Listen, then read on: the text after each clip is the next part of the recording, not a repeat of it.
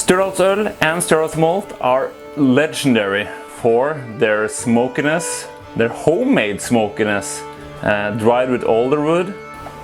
And now, even more than ever, they have an important part to play in the rise of traditional farmhouse brewing styles and in the rise of smoky beer styles. I will give you 3 points on Stjørdalsøl that will almost make you drop your beer bowl.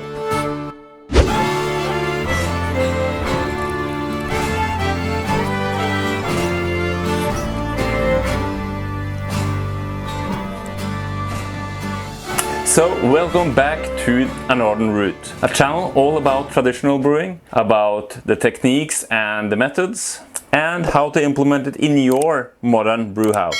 So, today I'm giving you some mind-blowing information on the legendary style of Maltøl from Stjørdal, Stjørdalsøl as we know it now, the heavily smoked traditional ale from Trøndelag here in Norway.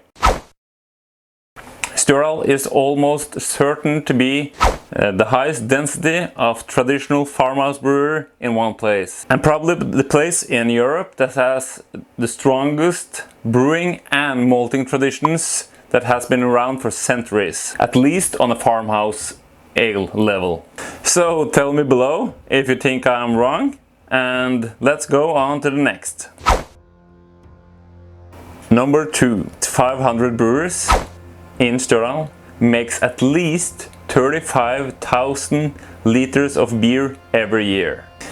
And even more shocking, there is almost 40 active soinhus and soinlag that produces 20 ton of Stjørdalsmalt every year. 20 ton of Stjørdalsmalt!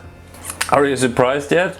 And have you tried smoked malts in your brewery? If so, which have you tried and what's your experience with it? Comment below. I would really appreciate hearing from you.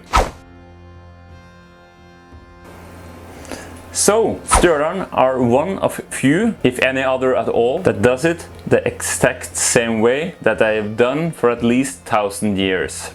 Especially when it comes to malts.